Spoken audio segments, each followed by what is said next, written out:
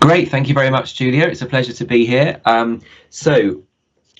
As you just heard, it's going to be three of us talking. So I will be doing the first few minutes talking about some work that Lloyd has done on climate change over the past 15 years, and then handing over to Richard to talk about marine business, and then back to Ivan to talk about renewable energy.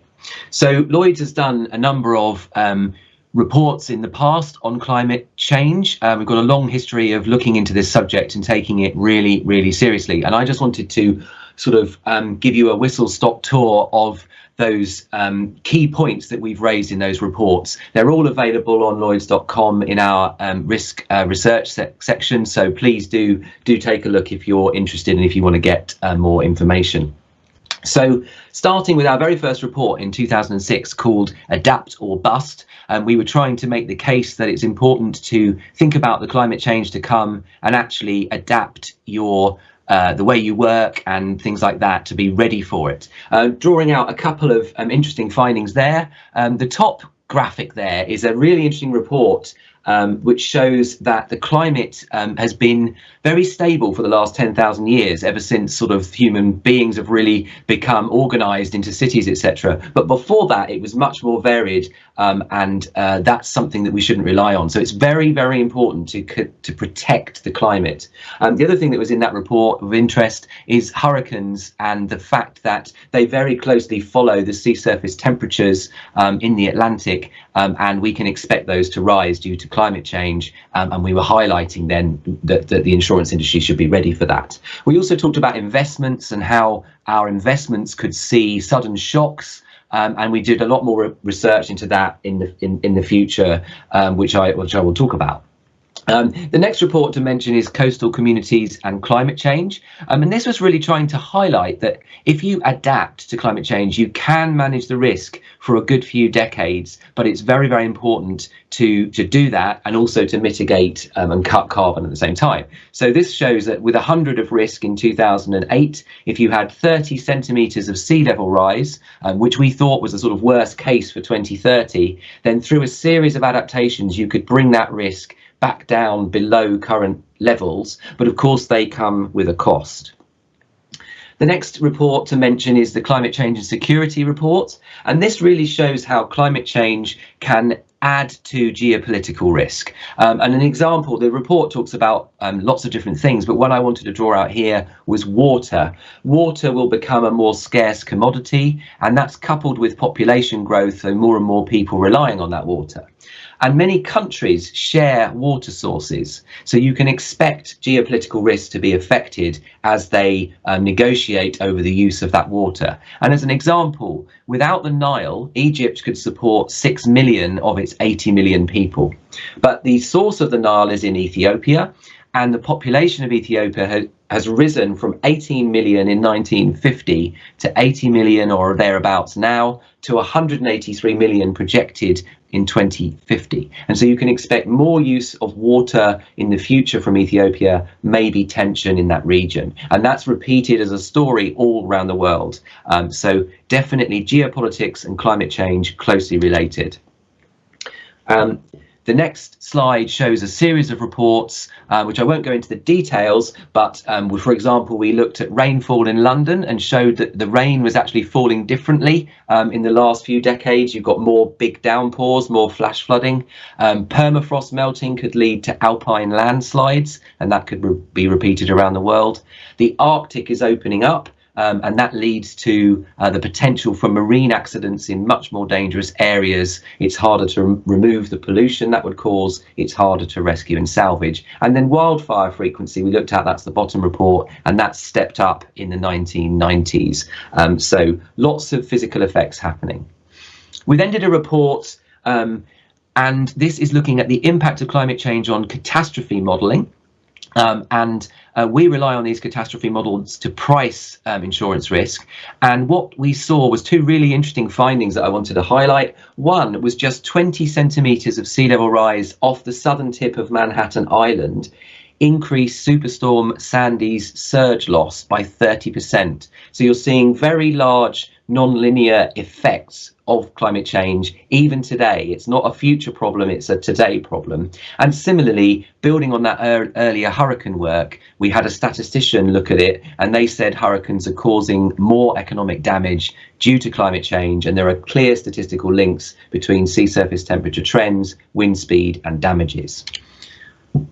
The next report is back to the investment side. This we did with Oxford University, and basically what it shows is that the fossil fuel reserves, if you want to try and keep your target to 2 degrees, which is what the decarbonisation target is as a minimum, although the IPCC suggests 1.5 should be the target, then you can only burn around 1/5 of your fossil fuel reserves. And that could lead to asset stranding of energy fossil fuel reserves. Similarly, there could be other classes of investment that get stranded, such as commercial property, such as residential property, which might become non-energy efficient, or even shipping assets. Some of the least efficient ships could have to be put out of service because they are not meeting the required targets.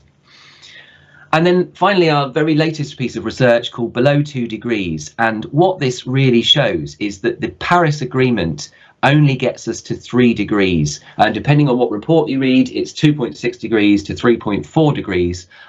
So definitely not down to the 2 or the 1.5, which are the real targets. And that means you should expect more regulation and stronger policies that are going to impact all sectors. And this report looks at multiple sectors and considers the impact of climate and decarbonisation on them.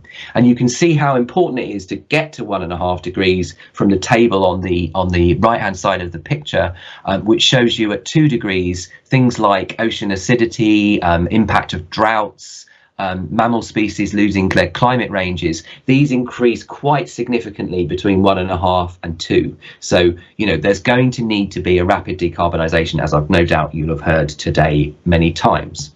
The report has got different types of effect in there, and things like transition-related litigation and liability risk, supply chain and customer interactions, and sectoral production and competition all feature in this report. And if you want more details, then take a look at the report. But I just wanted to talk briefly about transition-related risk, and there are 5 different types of litigation that could arise, as we believe in the report. One is you could get fraud charges against emitters if they haven't been honest about what their emissions are. You could get advisors being sued for not thinking about climate change in their advice. You could get emitters being sued because of the physical damages of climate change, and there have been many cases in the past 10-15 years on that side of things. None of them have been successful so far, but with changing societal attitudes, it's unclear whether they will be in future. Regulation and permits, people will seek to actually require people to do things to meet targets. And then there's intellectual property. People could be taking action against one another if they believe that's been infringed. So definitely lots of impacts of decarbonisation that you can think of in the litigation side of things. Another graphic from the report shows multiple sectors such as fossil fuels and power and marine, and how they will be affected. And the red ones will be the most affected, but the kind of orangey pink ones are also significantly affected in the short term. So many industries will be affected over the coming decades, but these are the ones expected to be affected fairly soon, and therefore it's important to think now about how we deal with it. And I know we're going to be hearing more about marine and the energy very soon. And then my final slide before I hand over to Richard just shows you how much renewables will become important by 2060. You can see coal, even including carbon capture and storage, and natural gas becoming far less important by then, and nuclear providing a baseline, with renewables the bulk of the energy production. And Ivan is going to talk about renewables, but for now I'm going to hand over to Richard to talk about the marine side of things. Thank you very much, Trevor. Hello, everybody. Let me just reintroduce myself. I'm Richard Clegg, Chief Executive of the Lloyd's Register Foundation. We're an independent global charity with a mission to make the world a safer place. And our focus in achieving that is on the critical infrastructure, engineering related infrastructure that we rely on in modern society in everyday life, things like food, transport, energy, supply systems, etc. And in this session, as Trevor mentioned, I would like to share with you some information on a big new initiative we launched just yesterday called the Maritime Decarbonisation Hub. And its purpose, its bold purpose, is to bring together the global industry and to chart a single pathway to decarbonisation within the next few decades. I want to start by putting into context why the maritime sector is so important and has a big contribution to make in tackling the climate emergency. 90% of the world's goods are moved by shipping, with the sector responsible for around 2.5% of global greenhouse emissions. Not only is this a big significant number, but as the graph shows, emissions are projected to increase if mitigation measures are not put in place swiftly. However, decarbonisation, the maritime sector, is a complex puzzle. It's laden with lots of risks and dynamics, because the maritime sector is a global distributed industry. There's no silver bullet. Decarbonisation is a global problem that requires a global solution.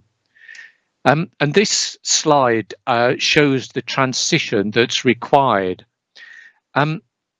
Making the transition requires answers to a lot of interconnected questions involving ship design, fuel types, regulation, safety standards, R&D investment, economics, and port infrastructure, and not forgetting public and societal expectations.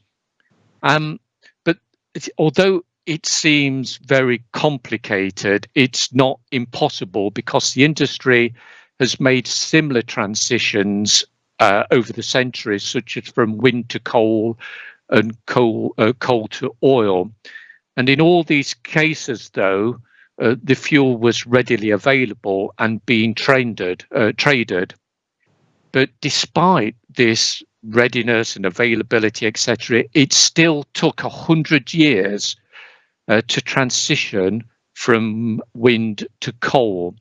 And it's taken 20 years for just 1% of the world's ships to transition from heavy fuel oil to cleaner LNG, liquid natural gas. So the big question is, in decarbonising the maritime sector, is what is this tipping point? How is this going to be achieved? This slide shows the transition to change, and it really highlights the fact that the next decade is going to be a critical window for action. And within the next decade, we will see CO2 becoming more of a commercial issue, with things similar to other sectors to do with carbon trading and emissions verification. We will see more efficient use of current technologies as we transition to new technologies, with increased transparency through adoption of digital technologies. These are assurance, verification, validation technologies that emissions at source are being reduced. All sounds really good, but it does bring with it new risks. The industrial Internet of Things brings challenges to do with cybersecurity, etc. Within the next decade as well, we also expect to see more operational projects emerging to pilot new technologies and new fuels, and I'll mention some of those in a moment. And we're also going to have to see new distribution infrastructure at ports with a focus on resilience and risk assessment, bearing in mind that many of these new fuels are potentially toxic and explosive in their own right. Goes back to my earlier point that there is no silver bullet here. And as I've mentioned, it's not just about ship design, it's about lots of other things, including port infrastructure. At the moment, ship owners, shipyards are holding back from building new ships because they don't know what to put in the engine room. And it's not just making a choice for the ship. You don't really want to build a ship that when it sails around the world can't refuel because the ports that it goes into don't have the infrastructure and don't support that fuel type. So there's lots of dancing around handbags at the moment, waiting for a down selection of the technologies, the regulations, the port infrastructure, etc. This slide shows the challenges that come from these risks.